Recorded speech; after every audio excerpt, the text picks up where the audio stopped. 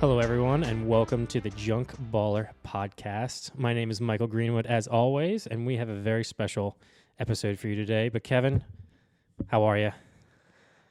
Baseball-wise, not so great, but otherwise, enjoying some blueberry cobbler ice cream. Yeah, you tried to get me to pick that up for you before I came over. I did. I tried to do some emotional tugging, and it didn't work. No, I was not having it because I was late. I'm not normally a late person, people. This was not my doing, but I had to rush over here to do this podcast. But Kev wanted me to pick up ice cream for him. But I was emotional, and I wanted ice cream, and Well, that's one of my go-tos when I'm emotional. This podcast is going to get emotional. Well, I got a quart of ice cream, so... That's not enough. But, yeah, so your team's not doing too well, is it? No, neither is yours. No, it's not. I watched the game yesterday. It was pretty brutal. We're giving up 36 runs in 3 days to the Dodgers. Yeah. 36 runs. Yeah. It's ridiculous. But Harper had a good game personally. Yeah, my fantasy team liked it. Yeah. Yeah. But that was... No. Yeah, no. We'll get into that in team talk. But... Yeah, that was... We have a very special episode for you. This is something that we've... A topic that has been at the forefront and something we've been not delaying, but something that we've really been looking forward to because it's kind of the one of the biggest topics in today's baseball world. But before we get into that and team talk, Kev, do you have a fun fact for us, or do I need to come up with one? No, I got it. You have one? Okay, yes, good. And it ties into our topic somewhat. I wanted to try and find something that was interesting but also relevant to our discussion. Like you said, that this is probably one of the original topics when we first came up with the idea of the podcast almost a year ago at this point. Yeah. So I wanted to talk a little bit about the longest professional baseball game. Oh, okay. I might know this. I might.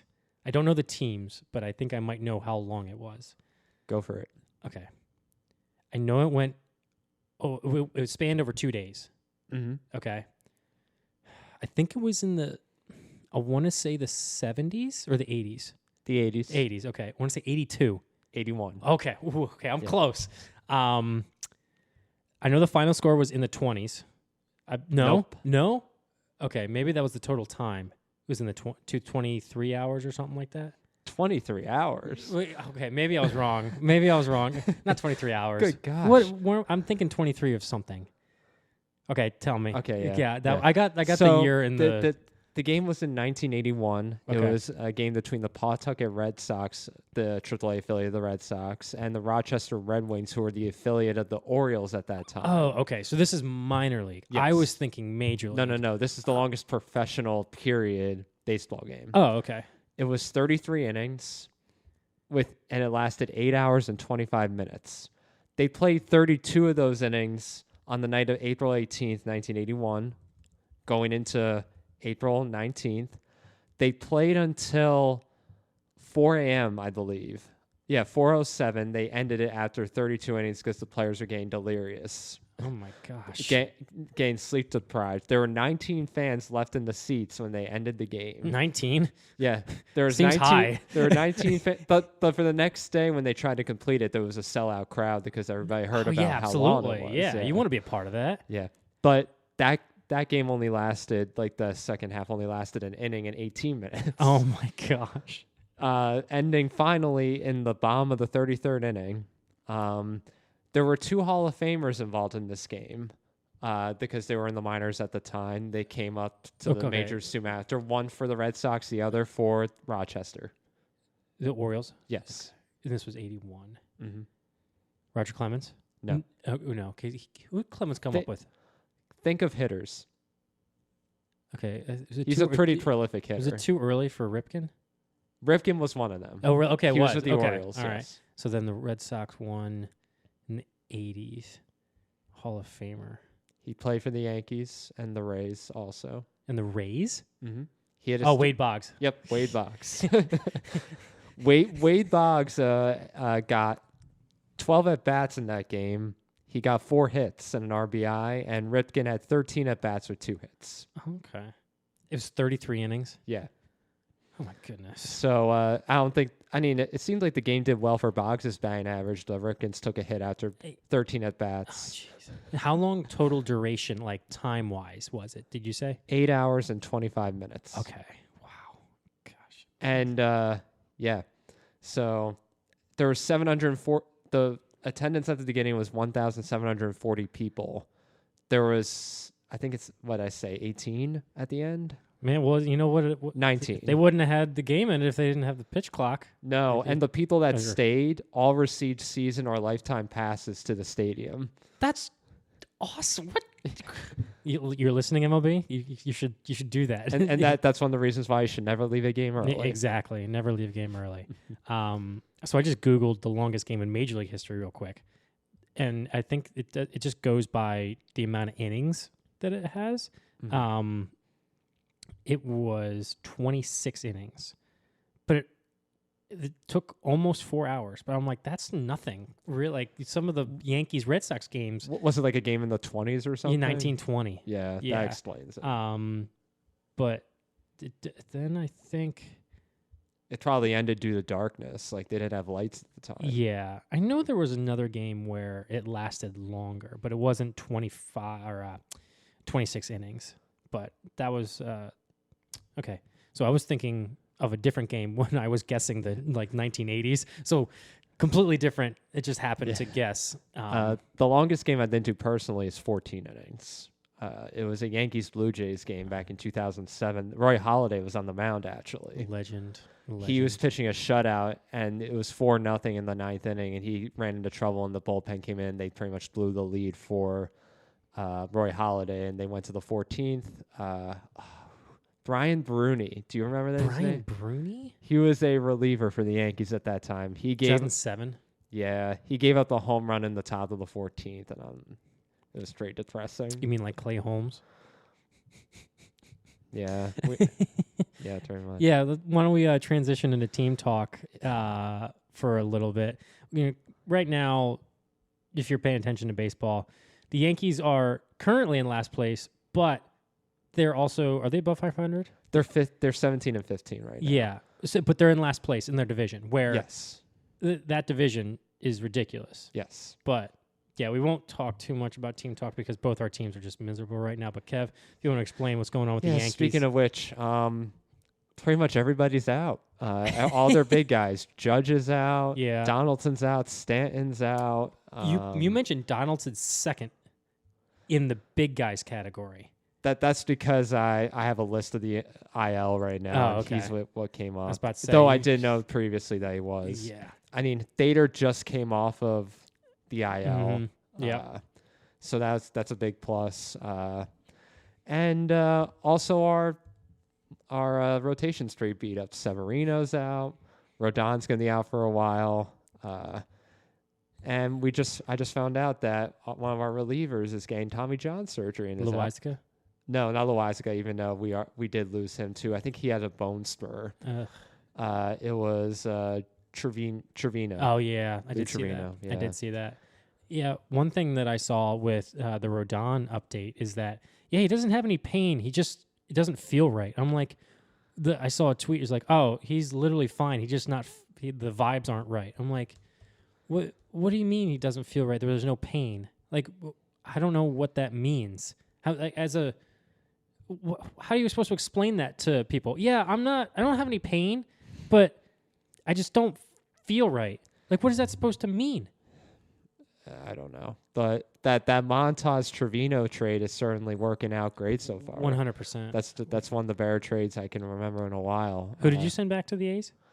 I forget. I think some prospects. Okay. But it just shows in that lineup without Judge and Stan and those guys, they can't hit. Yeah. Yeah. They score like 2 or 3 runs a game. And it's like the pitching has been standing out. I mean, Cole, he's the pitcher of the month in the American League. He's been fantastic. Great. Mm-hmm. He's been holding things down. Their pitching has been keeping things relatively down. I mean, despite Brito, I mean, has had a rough start here and there that he's new. Yeah. And he has potential there. Mm-hmm. But I feel like they still need to kind of just float at that around that 500 mark until everybody comes back. Yeah. I mean, I don't think this division is going to be everyone above 500 the entire year. I just don't think it's possible. No. Like, it's with the new format of the schedule, you could see teams with a better record per division, but I don't. The Red Sox are a big surprise in my opinion. I don't know. I don't think it's going to last. No. The Orioles, I think they'll slowly fall down a little bit, but they're really doing pretty well. Yeah. But I think it'll be the Rays and Blue Jays at the very top, and then the Yankees if they got to get back to being healthy. Yeah. But I think the Yankees are probably the 3 team right now, just with how everything's shaping up. Yeah. Because I don't think I want to root for the Orioles. I love the Orioles. One of my favorite teams. Probably my second favorite team. I think I've said that before, maybe. But I think the depth and the experience will slowly deter or transition to the older, more veteran teams. And I think that as the season progresses, like the Yankees will just slowly creep back in. I think the Orioles will still be good. I think the main thing just for the Yankees is getting their guys back. Yeah, I agree. Yeah. And just maybe trying to make some moves in the back end for players that can, hit. Yeah. Because nobody can. I mean, Rizzo's been the big guy right now in that lineup. Yeah. He's been doing well. Yeah. I tried to steal a base the other day, and that was a bad idea. Yeah. Bad idea. Well, Judge tried to steal a base the other day, too, and that didn't seem like a great idea either. No. But something really cool happened is that MV3 came back. And if you don't know who MV3 is, you should watch more baseball. Bryce Harper came back for the Phillies. And then the first game, he struck out 3 times and looked, just a little bit off. But then the next game, yesterday, was it yesterday? Yeah, it was yesterday. Was on base all 5 times and got the tying run, but then they blew a freaking. Oh my gosh! This team is so frustrating. Allowed 36 runs in 3 days to the Dodgers. Dodgers are hot right now, but oh my gosh, the pitching has been so frustrating. Nola hasn't been Nola sharp. Wheeler hasn't been. He's been okay. Strom's been decent as the 5th starter pickup. Taijuan Walker blew up. Who did he blow up against? He blew up against. It was against the Dodgers. And Bailey Falter. I have no clue. I don't even know. He's faltering. Yeah, exactly. Yeah. So funny. Ha. But we got above 500 against the Astros, and then we lose the last game of the series. I'm like, okay, we're going to the Dodgers. The Dodgers aren't doing as well. They just started they swept. Who did they sweep before? I can't remember. They swept before the Phillies series, but then the Dodgers just seem to. Dodgers are hot right now, and they're about to face the Padres. But that should be interesting. Yes, Kershaw's going for me tomorrow in fantasy. But yeah, the Phillies are frustrating right now. So both our teams. Frustrating to say the least. But it's a long season. Yeah, well, I think we're in terms of, in other references to sports, I think we're in week 4 or week 3 or week 4 of the NFL season or something like that after a month. I think they have these weird calculations or something like that. But, 1 month in, it's Pirates are in first place in their division. Tampa's in first place in their division. Baltimore's 3 or 4 games above 500. The Cardinals have the worst record in the National League. Who saw that coming? Yeah. I had them as a World Series contender. For me, I was picking them to be the NL representative. That's not happening. There's no way a team that's 10-21. Oh, they lost today too. Jack Flaherty gave up 10 earned runs. I saw that on fantasy. But not for my fantasy team, thank God. Yeah. But I think it was negative 22 points or something like that. And the Rangers leading the AL West out there. Yeah, but DeGrom's on the IL. Yeah. And there's been a lot. Might be a good transition to our junk ball section is, there's been a little bit more injuries, I think, with pitchers. I don't know. Have you noticed? Yes, I have. I noticed even on my team as we discussed. Yeah. So if you haven't guessed the topic yet, it's about the pitch clock. I wanted to discuss this.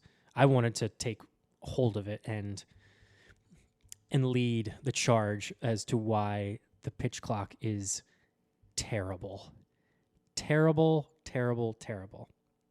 But I'm going to go through my entire thought process on the pitch clock from when it first happened to here we are now and my thoughts on it. Take it away, Charles. It's Michael. So when they first instituted the pitch clock rule, I was not in favor of it at the very start. Baseball was the only sport that didn't have a clock really, other than golf. But even then, that's a solo sport. This is team sport. Basketball has a clock. Tennis doesn't have a clock, right? That's a solo sport. I guess you could do doubles, but as a team sport, soccer has a clock. Basketball has a clock. Football has a clock. All those team sports, clock. Hockey, clock. Baseball, you never know what's going to happen. You can have an at bat last 10 minutes or something like that. And I was worried that it's going to get rid of the pureness of the game and the overall just the difference that it is from other sports. But I wanted to give it a shot. I did. I was like, you know what? The game does need to change. It was becoming too much. There's too many analytics, just overthinking everything, too much time spending on certain things. Didn't want that. I was like, so I'm eager to see what it's going to do. Keeping myself calm here.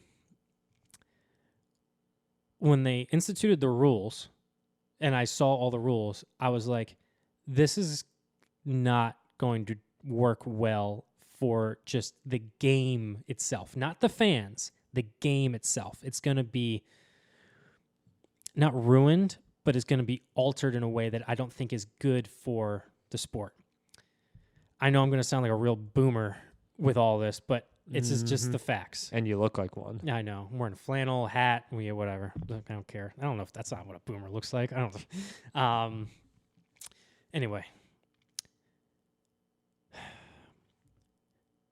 Fast forward to where we are today. I was at the beginning of the season, I was like seeing, okay, it has some benefits. I liked the games were faster. And I'm going to go through some statistics and everything in a little bit. Just kind of want to get my thoughts out. Mm-hmm. Beginning of the season, there were some glitches with how everything was going. It's the new rules. You got to change it. Everyone has to adapt. I was okay with that. And I was like, okay, games are shorter. I like it. Mm-hmm. It's good. It's good for baseball in the overall sense. That's fine. But as I've seen it played out through a month now, I hate it so much. So much. I would trade another half an hour of baseball to throw the pitch clock into the freaking stratosphere and never have it ever again. Never again. Now, again, I'm okay with... there are some benefits to it. The games are quicker. I think that's good for fans specifically, but only fans. I just need to take a second. This is... Well, let me fill in. Yeah. I was against this from the very beginning. Yeah. And I was when they implemented it, and I am now. Mm. And it's similar to why you disagree with it. I think it's contrary to the very nature of the game of baseball itself. Yes.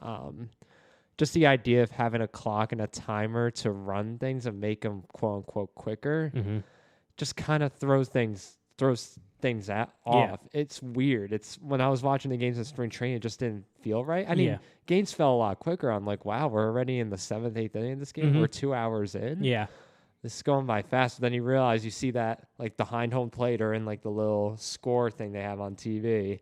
They have like the 15, 14, 13, 12. And I'm like, this just doesn't feel right. Yeah. Now, again, I want to reiterate, I don't mind the games being an hour and 55 minutes. There was a game that ended today, an hour and 55 minutes. I don't mind that at all. It's fine. I don't care. That doesn't bother me one bit. It's not too short. I think that's just how it is. I don't care if a game is 3 hours and 30 minutes. Okay? Doesn't bother me. the time doesn't bother me. I think that games being shorter is good. But how they went about it, I think, is not good. And I don't think that Manfred has a grip on what is going to be good for the game moving forward. Because it doesn't sound like they are willing to adapt based off of what I've heard from just stuff online and rules. But were you going to say something? Okay. So here, I'm going to go through the rules. I'm going to go through some statistics that have come out after a month throughout the season. Okay. So here are the new rules for the pitch clock. Most of you probably know this, but the pitchers will have 15 seconds to throw a pitch with the bases empty and 20 seconds with a runner on base. Now, the clock starts upon the umpire's discretion for that, which I think is hard for pitchers to understand because then they don't know exactly when. I think it's like when the ball gets back to after a pitch is thrown, the ball gets back to them. And then hitters, because this involves them, hitters will have to be in the batter's box within 8 seconds of the pitch clock. But here's the thing: there's no clock for the batters. It's just they have to be within 8 seconds. There's no batter's clock, So it's up to the umpire's discretion with that, which I don't like. And then I have so many thoughts because there's just in the last day, there's just been so many things, and I'm like, that's dumb. Okay. How it's going to be enforced: if a pitcher has not started the motion to deliver a pitch before the expiration of the clock, he will be charged with a ball. If a batter delays entering the box, he'll be charged a strike. That's fine. I think the penalties for that are fine. I don't think that it's any too harsh or too lenient on penalties. I'm cool with that. Mm-hmm. What I'm not cool with is how the umpire's discretion has been with this. They've left it up to the umpires to, if a batter hasn't gotten in the batter's box enough time. Like, I think one of the first ones was Manny Machado. He got in the box. He was in the box, but he wasn't looking up at the pitcher within 8 seconds, and he got called a strike. It was strike 3, and he had runners on base. I'm like, how does the batter? Like, it was, you got to allow some leniency. It wasn't like he was outside the box and not paying attention. Like, he just hadn't put his head up yet, but because he hadn't put full 100% focus on the batter or the pitcher, he could call it a strike 3 and change the complexity of the game. The umpire should not be in charge of how the game is played out like that, because that changes the entire complexity of the game. I had something else to say. I can't remember what it was. But well, I'll fill in. I mean, yeah, I do agree that I'm not having the games go quicker is not that much of an issue to me. Mm-hmm. Actually, it was one of the things that did kind of bother me was how long games were going for unnecessary reasons. I mean, I'm looking at here as late as 2011, games were under 3 hours. Yeah. And in 2021, the average game was 3 hours and 11 minutes. Mm-hmm. So, what changed between 2011 and 2021 in the 10-year span that made games an extra 10 minutes longer? Mm. Or if you even go back to games you go back to the 70s and the 60s, games are 2.5 hours. That's the average time. It's the focus on the analytics and, the more pitching changes. They're using the relievers more, so there's more pitching changes. But they're taking their time, making sure that they have the right calculation and the right batter, the right spot at the right time. And it adds up. So that's why it's taking a little bit longer from when it was, early 2000s. Well, it's a lot of extra time in between pitches. Really. Yeah, it's yeah, exactly. You step out of the batter's box, you take a you take a practice swing, you fix your gloves. Mm-hmm. The pitcher has to step off the mound 13 times in at bat. Yeah, shaking off the catcher. Mm-hmm. It feels like it takes a minute or two just to get the next pitch going. Yeah. And I don't know how much having a clock, I mean, it fixes that problem, having the time in between pitches, but how much is it affecting everything else? You're fixing the problem, but you're creating more problems. You're creating a dangerous game of, not a slippery slope, but just how much the game is going to be changed moving forward. Oh, no, I would use the term slippery slope here because you see all the rule changes this year and all the other rules that they're proposing. Mm-hmm. Because we'd become a game about, well, if we implement more rules, the game will go quicker and people will watch baseball more. Yeah. Okay. I'm trying to regain my composure and figure out exactly what I was going to talk, because I had a lot of thoughts. And by the way, if you're ever in Berwyn, Pennsylvania, to go buy Handles during the summertime, they have blueberry cobbler ice cream. It's highly recommended. It's very good. Very, very, very, very, very good. Okay. Pitch clock. Here's what I would change to that. The rule for the 15 seconds and the 20 seconds. This is what I would change. Mm-hmm. This is one part. Instead of 15 seconds for runners bases empty, I would do 20 seconds. And then I would do 25 seconds with a runner on base. Or I thought about just doing 20 seconds just as a flat thing, because I feel like when there's 20 seconds and there's runner on base, you actually see the pitcher kind of just come to a set and take a couple seconds just to like mess with the batter and mess with the runner. And with the pitch clock now, like with no runners, it's just, you see less of it, where the pitcher is not in control of the game. You would have, Pedro Martinez, Craig Maddox, Roy Halladay, all those guys. When they're on the mound, they're in charge. They're not letting everyone else dictate what's going on. They're in charge. And that is something that the pitch clock gets rid of. The pitcher is not in charge of the game. It is harder for the pitcher to take over a game and control the batters and how they are feeling. There's no manipulation in it. It's not as much of a battle of back and forth between the batter and pitcher. It's, I got to get this before the pitch clock expires. It's a battle between the clock, not a battle between the pitcher and the batter. And that's something that has been bothering me. Have you noticed when pitchers have been pitching with the pitch clock had more than pitching, say, like out of the stretch as opposed to like their normal movement? Which is weird because with the stretch, you have to, it's when you lift your leg. But with the wind up, it's when you step back. So it actually hurts them a little bit. Like, look at Craig Kimbrell. He's got a slow setup, and it's from the stretch. Yeah. He takes his time. He's always down to 1-2 seconds. Almost, even he's gotten a couple pitch violations too.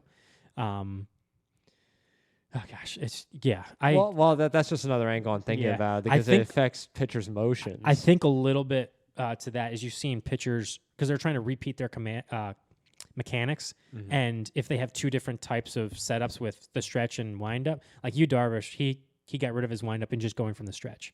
It's to repeat the mechanics so that way he's not. It's just repetition, muscle memory, all that stuff. So that way he doesn't have to do different types of deliveries, basically. Well, I know it's still super early to determine how much of an effect it has on hitters, but I mean, runs and hits per game are slightly up. Oh yeah. From 2022. Yeah, I was gonna get into that. Yeah. Okay, I'm trying to think. If there's anything else I want to add to that? Because there's also disengagements that is evolving with the pitch clock too. You only have 2 disengagements from the mound. So say if you're running out of the pitch, like a batter, not a batter. You just get the ball back and you're trying to regain your composure before you pitch the next batter. You have to get on the mound and then step off to regain that time because you're going to get a ball added to the account. And I don't like that. The feel of the game it's lost. It's lost. I think a good prime example of that was during the World Baseball Classic when we saw that there was no pitch clock, but the games were fun. Oh, the games were great. Yeah. And I'm not sure if it was a small sample size and it's a showcase, but with the pitch clock, especially during the playoffs, I'm really eager to see how everything is, because there's no like dramatic pause like, oh, what's he going to throw? What's he going to do? It's crap. He's got to get a throw in 15 seconds, and he doesn't know what throw he's going to. That's another thing. Like, these pitchers have to think 4 or 5 steps ahead. I I don't like labeling myself a former pitcher, but I pitched in high school, even though I would have made the college team, but I quit. Someone who loves pitching, I hate it so much. You can't control the game. And I know I'm going to sound really just whatever. I'm sounding like a boomer old guy, like, oh, he's just one of those guys is old school. I'm like, yeah, because it's messing with the game of what the essence of baseball is. Mm-hmm. Okay. So I'll go through some of the statistics of as a result from the game. Yeah. Of the pitch clock. Last year, the average MLB game length was 3 hours and 5 minutes. Mm-hmm. I admit that's a little bit long for a game that doesn't have a lot of action. I'll admit. I don't think that's good. Yeah. This year, it is down to 2 hours and 36 minutes. Mm-hmm. 29 minutes difference, which I think is good. So, in essence, for the pace of play, it's better. I agree with that. I can agree with the speeding up the game so that way it makes fans a little bit more, interested. Fun fact, that's the fastest average time so far for a game since 1985. Games have not been that fast for over 30 years, almost 38 years. Yeah. So in that sense, yes, I agree. I'm all for it. A thing that's also been good, I'm just saying all the things that have been good about it, okay? Fans are averaging, fan attendance is averaging 26,753 per game, and that's just all around MLB, which is up 5% compared to last year. Now, I don't know if that's because certain teams are doing better. What site are you looking at? Because I'm looking at Baseball Reference here, and I got 200 fans less attendance per game in 2023 so far. That might count. So this was a couple days ago that I got this. Okay. Well, I mean, maybe taking the A's out of the equation. Maybe that's what I was thinking. Yeah, because they had 1,000 people at the game yesterday. Yes. Scoring is up compared to last year. Stolen bases are up, and that's good. And MLB TV viewership, I believe, is up, except for ESPN, which ESPN sucks. Well, no one wants to watch Sunday Night Baseball anymore. The broadcast is terrible. Miss John Miller and Joe Morgan. I miss them so much. Rest in peace, Joe Morgan. I saw that they moved up the Yankees-Red Sox game to a Sunday night game next month, and I just sighed. I'm like, oh. Mm-hmm. Now, I don't have this. I'm sorry. I want to. Yeah. I don't know what to say to that. No, I'm just adding some levity. Yeah. I don't have the statistics for the injuries, but I remember seeing an article where injuries seem to be up with the pitch clock for pitchers, and it worries me because they don't have. I was talking with Paisani, and he said that there really shouldn't be a correlation between the rest recovery in between each pitch and the overall longevity of a pitcher through 9 innings if you wanted to do that. So that has nothing to do with it, but it could be. I don't know if it could be mental, and then they're just not being smart. I don't know. Preparation-wise, they're not being smart with it. Maybe, I don't know. But it seemed like pitchers' injuries are up a little bit. It seems like every day I get a new guy that's getting Tommy John. I mean, that's a problem going back for before the pitch clock, though, I feel. And I think that's more of an emphasis on velocity rather than control, and they're blowing their arms out. Yeah, and I'm not saying it's a direct correlation. I'm saying that was something that I've noticed, and it was something that I saw it on Twitter. I can't remember if it was MLB or The Athletic that posted something about injuries being up, it seemed like. Okay, so I got some statistics. So in retrospect, MLB is fixing the problem of pace of play. There's more action per minute. That's good. But I'm talking about the overall essence of the game of baseball and changing how much too soon. There's a lot of changes this season, just a lot. Mm-hmm. I was all for the stolen bases. I'm glad stolen bases are up. I love that rule. I was okay with, I think, it's like enlarging the bases, you mean? No, I think it was more of maybe it was. I can't remember. Well, I know they made the bases bigger. I know, and that with the disengagements, because it takes away some of the strategy of the not prepared, because now it's just like, okay, this guy's thrown over twice. He has to pick me off now if he's going to get me. So I like the action of the game, but I just don't like the limits on everything. It's making the game. Well, I mean, it's just such a small sample size right now because we're a month into this season with the pitch clock. You know what it is? The players are not in control, and that's, I think, ruining the game. It's putting a damper. I don't know what the word is. It's not tampering. It's just putting a damper is a decent word. Yeah, it's dampering the game overall. Sorry, I interrupted you. Continue. No, I was just saying it's just such a small sample size right now, so we're not exactly sure the full consequences yet. Which is why I'm a bit doubtful as to like the actual fan interest right now. Yeah. Games are definitely shorter. You know, I'm okay with that. But I mean, like, I'm still looking. There's still it's not that dramatic of an increase or decrease yet. So I kind of want to wait out before I actually say, like, hey, fan interest is starting to come back into the game of baseball. I agree. I think we play it out through a year. I mean, you got to play it out through the year and maybe even a couple years just to see, whether or not. And that also has a correlation between, the teams that are actually interested. The Phillies have had better attendance this year compared to other years, but that's because we made the playoffs last year. If we made the World Series. Yeah. And, if this was... Say if the Rays are in the playoffs, and they're in their playoffs every year, but their attendance was up a little bit, and with everything, but I don't know if it has a correlation between the pitch clock. Yeah, I heard they're being pretty daring and open up their third deck for the first time in years for the Yankees series. Mm-hmm. It's going to be full of Yankees fans, but hey, it'll bring people in. Yeah. So, do you know anyone that is more of a general baseball fan that has watched more baseball because the games are quicker? Not that I'm aware of. I don't know anyone. I mean, like when I go to work and I talk about the podcast or like baseball, there's still not a whole ton of interest in baseball. Yeah, it's not their sport to watch. So these are some of the things that got me riled up today. Is it related to the pitch clock? Yeah, it's related to the pitch clock. Yes, pitch clock. You saw the rule, or you've seen, over the course of this last month, certain players have gotten standing ovations coming back to their previous teams, and they've gotten just a roaring standing ovation. Cody Bellinger, Andrew McCutchen, there was one other one. Oh, Teoscar Hernandez for Toronto. When he went back to Toronto. And then there was a couple more.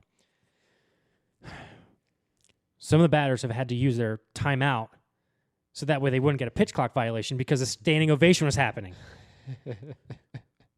Oh my gosh! The umpires need to. You don't need to mess with the audio. Just I'll figure it out. I'll be quiet. I'll be quiet. The umpires have no feel for the game. I'm sorry. If you see someone give you a standing ovation, if there's 2 or 3 seconds left and the guy's not in the box, just let him give a second. The catcher's not even ready. The pitcher's not ready. Come on. It's ridiculous. That one really got me going. And also, I think most of MLB fans agree that the umpires have no discretion with this. No. So, yes, MLB decided to step in, which is the dumbest thing ever with this problem, where players are having to use their timeouts. Well, Maggie, the guy that spent 13 years in the minor leagues, gets to his first major league at bat and he gets a standing ovation. He has to call a timeout. Yeah, that's the dumbest thing ever. So dumb. So MLB has decided to step in, and they've said, "Oh, hey, if you want to have a player on your team or an opposing team get a standing ovation, you have to let us know within 24 hours notice before the game, so that way you don't get a pitch clock violation." Oh my gosh. What? That's so freaking dumb. Like, how can you call yourself a professional sports organization and you said, "Oh yeah, hey, you got to put this it's like filing something to HR. It's like, "Hey, yeah, you got to fill this out if you want to have a standing ovation from the fans when you don't even know if they're going to give you a standing ovation." Like, why? Just let the feel of the game. There's no pureness in that at all. Like when Cody Bellinger got a standing ovation, he had to call a timeout. Mm-hmm. When he turned to LA. That's so bad. McCutchen was the only one that I believed that didn't get a pitch clock or had to call time because the whole stadium erupted. And I think because he was McCutchen. Yeah. But, I mean, it's Kutch. I love Kutch. But that was the stupidest freaking article that I've seen where it's like, oh, yeah, this is what you have to do. It's literally filing a thing to HR. That's what the closest thing that I can do to it. So that's super, super dumb for the game. The fact that you have to do that. There's no pureness. Okay. That got me going. Like, that was terrible. And that goes along with, the umpires have no feel for the game. They're like, oh, yeah, you can't do that. Like, a certain player gets injured, like, they're like, they care about player safety. They have to be aware of the situation. It happened yesterday. Bryce Harper gets on in the 9th inning. There's 2 outs. He just walked. Or, no, he had a base hit. And he's wearing a brace on his right arm after the Tommy John surgery. Yep. But he doesn't wear it to hit. He wears it when he's on base. Mm-hmm. He gets to first base, and he has to put it on. He's taking off his batting gloves, giving it to the guy, getting ready so that way he can run and be safe on the bases. Castellanos had to call a timeout because Harper couldn't get his brace on in time. What? He's on first base. Give it another 5-10 seconds so that way he's safe and doesn't get hurt. MLB, you really want Bryce Harper getting hurt again and missing baseball games? Give it 5-10 seconds so that way Castellanos doesn't have a call timeout when the bottom of the or top of the 9th inning when they're down 1 run.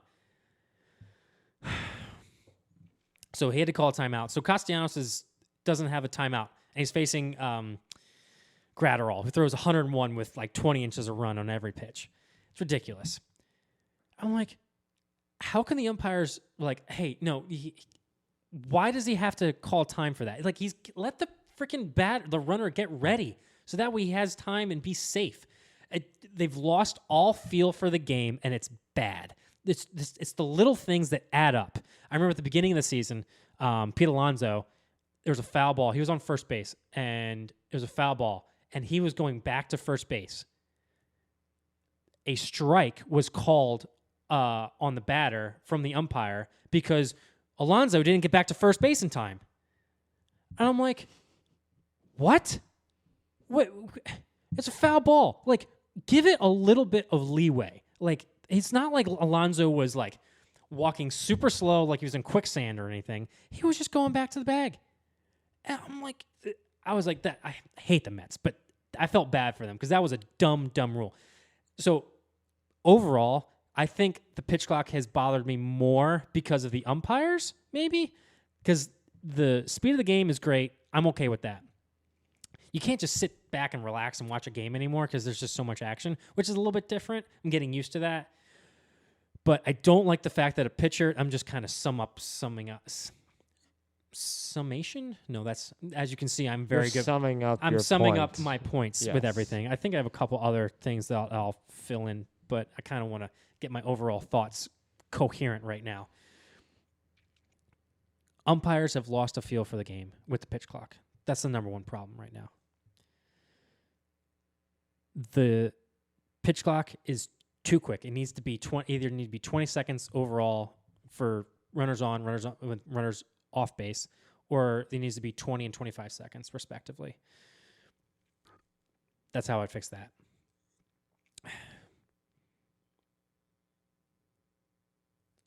Okay, I'm going to blank right now. I think. So do you like the pitch clock? No. Have I made myself clear? So again, I want to reiterate. The pitch clock for fans, good.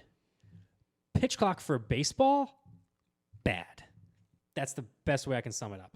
The umpires are making this game worse with how there's no feel, there's no leniency on everything. It's a learning curve. I know they're trying to be strict with it. Oh, by the way, to add on to, I know there's just with the the Phillies contacted MLB about the thing yesterday with Harper putting the brace on. They said, "Oh yeah, no, we're not making any exceptions or anything." I'm like, "What?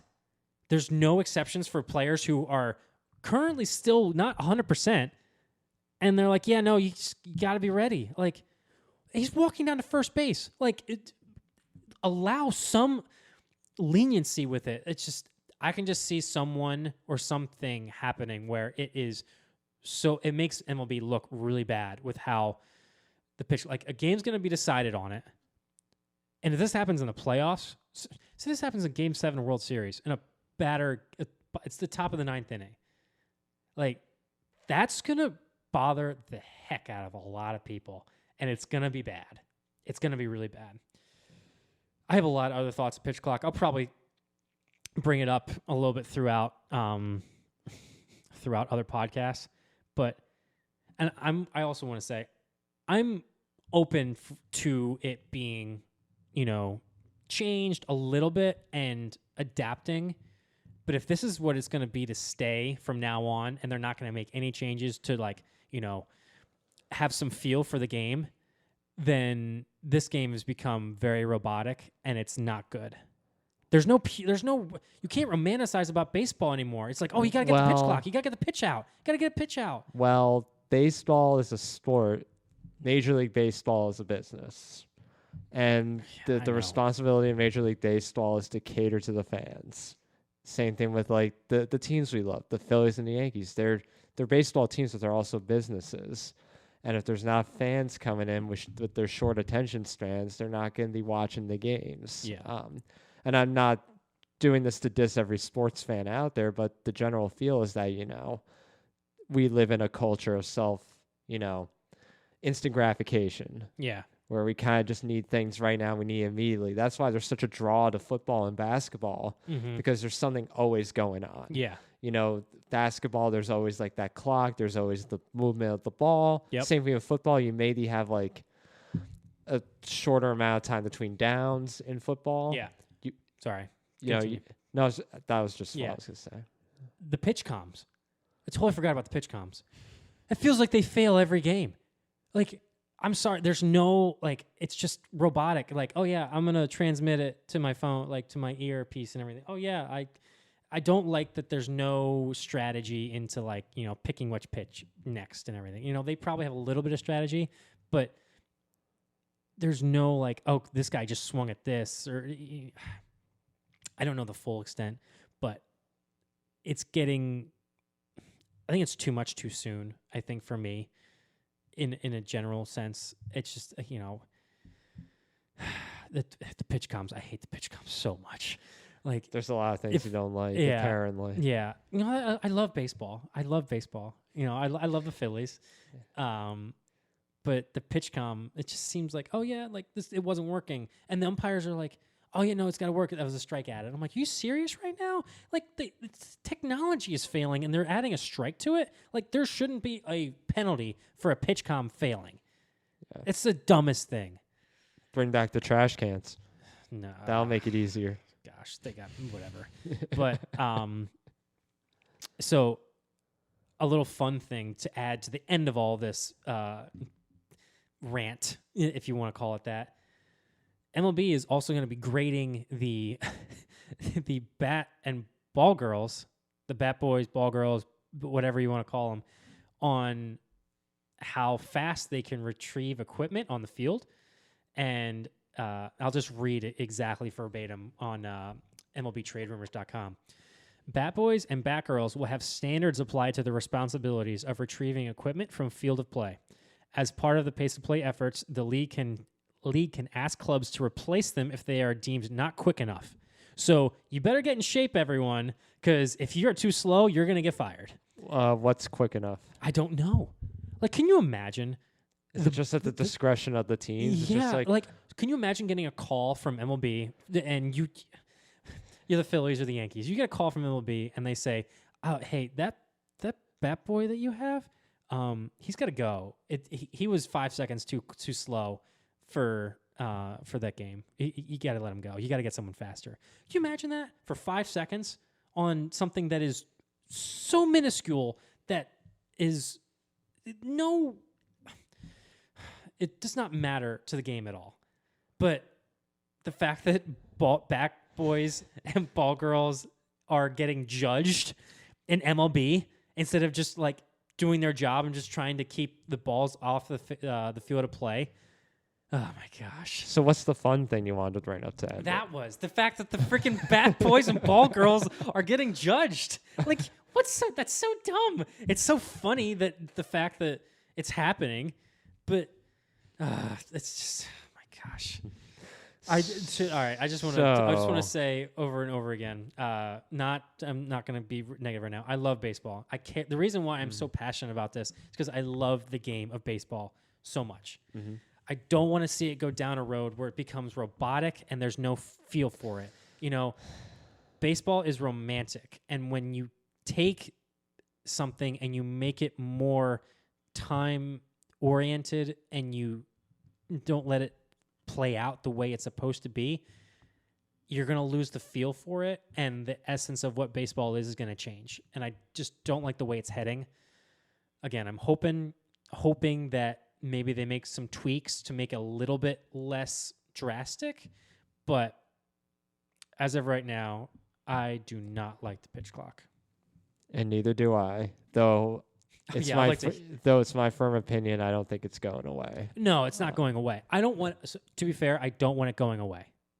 I don't think once you instituted this, I don't want it going back. It's not going back. I don't want that. I just would like to see some changes and tweaks to some of the stuff, possibly. Like just a little bit more time and a little bit more feel for it. That would be my two things. Yeah. So, end rant, junk ball, pitch clock. Segment done. I don't like it.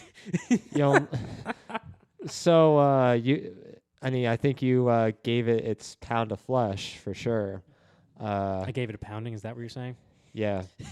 And so, is there any other opinions or hot takes that you want to really beat up to end our podcast today? Oh, that's right. I have a hot take. It's not really that much of a hot take, but I had a thought.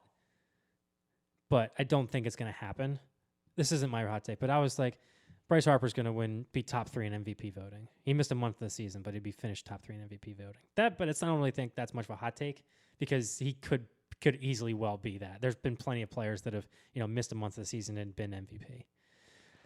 But that's not my hot take. Okay. That was just a thought I had. Why? What were you going to say? Nothing. Just okay. I'm just judging you over here. I'm judging you silently. Kev is not happy with me right now. He looks so exhausted from me degrading the pitch clock. I'm just that psychiatrist who's just sitting there while you're ranting and raving around the room, throwing things. And I held it back. I did. I held it back. There were a couple times today. That's because you're in my place. There were a couple of times at work today where I was just like, oh my gosh, I hate the pitch clock so much. It just gets on my nerve. Yeah. Okay. So to close out, I'll do a hot take, and I want to hear your opinion. Tampa Bay will set the new record for most wins in a season, passing the Mariners, who had 116 wins. I don't know how many they're going to get, but they will pass the Mariners for 116. They will have at least 117. Wins. Tampa Bay Rays. Absolutely, they will. Yep. Even in the division that they're in. Yes. I think that's it's a hot take. Like, Think about it. It's 107. What you said, surpass the Mariners? Surpass the Mariners, yes. They had 116 wins. Correct. Right? So they need to win 117 games in that division. Tampa Bay, currently, they have the most wins above 500 through this amount of time since the 84 Tigers, I think. I think I saw that today. They didn't get to 116 wins. No. So the Rays are 26-6. Okay. Let's see. Here we go. I'm reading the story right now.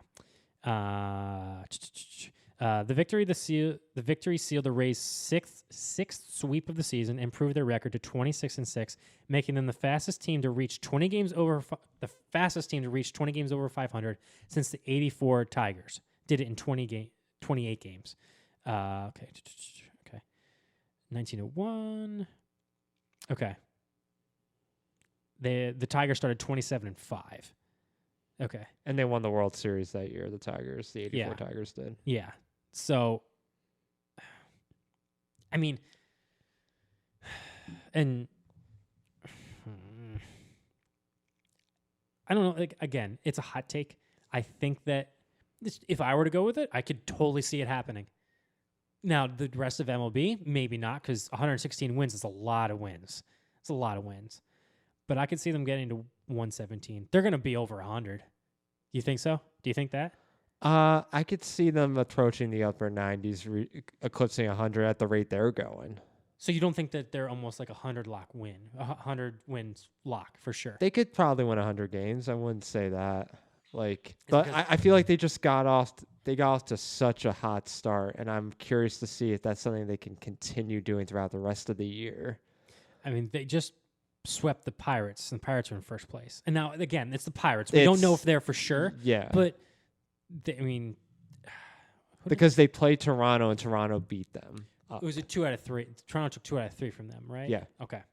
Yeah, it's one series, but then they've handled the Rays. Here's the thing. I'm not saying they haven't been a good team. I'm not taking that away from them, but they especially early on, their schedule was really weak. Here's a quote from Bobby Cox, a former Atlanta Braves manager. He said this to Mark DeRosa. I remember this specifically because I remember an interview or it was in MLB The Show or something like that. Great teams. You beat the bad teams, okay? You beat them easily. You take 2 out of 3 or sweep them every time. Yes. When you're a great team, all you have to do is play 500 against the good teams, and you'll be a great team. Because if you're going 500 against the Blue Jays, who's another great team, the Braves, if you have a 4-game series, you split 2 out of 2, but then you go and sweep the A's and everything. You're going to be up there with being great teams.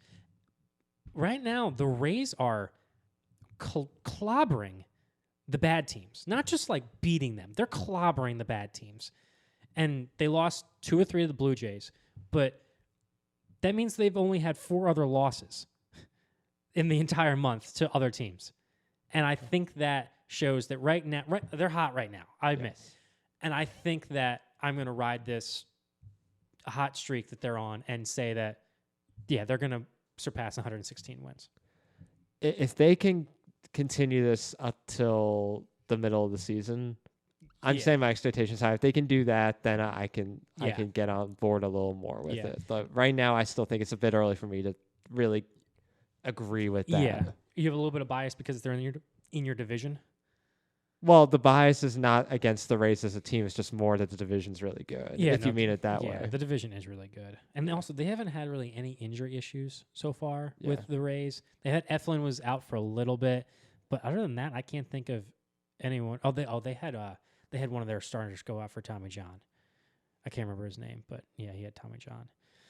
But they've overall been fairly healthy, unlike the Yankees. And that shows, like, health is a big factor into how teams do. Like, Harper was missed the entire month of the season. We don't have Ranger throughout. We haven't had him. Yeah, for a while, the Yankees were the only team that didn't lose a series in April, and then all their players got hurt, and they then kind of teetering since. Exactly. So that's why I also mean it gives credence to, the baseball season's a marathon and not a sprint. Yeah.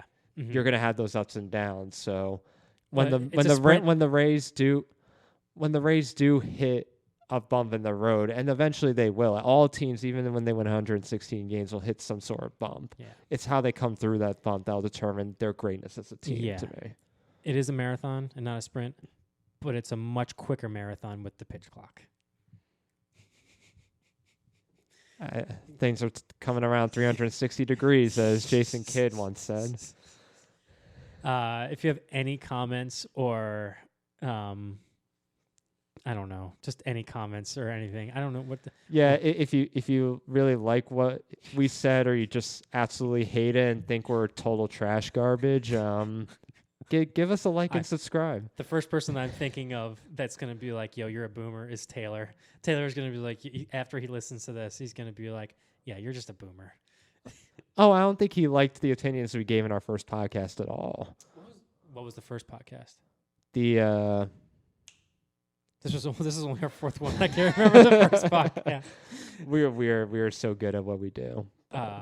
What opinions? I can't remember. It was the bullpen game. I think. Did he have a feeling about that? Or was it the test podcast he was talking about? It was one of those two. Yeah. I think it might have been a test podcast. Yeah, exactly. But this was the topic that I was really looking forward to, and I think I got a lot out. And I think I'll probably spill in, some other pieces as we go throughout other podcasts. And congratulations for making this our longest podcast yet. Was it the longest? We just eclipsed an hour. That's right. Okay. So yeah. Brian contributed to that too, and it was a pleasure as always to talk to you. Got anything else before we close out? Pitch clock sucks. I don't think the Rays are going to get to 117 wins, and blueberry cobbler ice cream is awesome. Blueberry cobbler ice cream is awesome. Yeah. So if you stayed with us for that hour and however long, we thank you for that. We thank you for listening to me rant, along with Kev, and just thank you for listening. And comments, please. We'll post something on Instagram about this. Let us know what your thoughts are for the pitch clock. But after that, we'll catch you next time.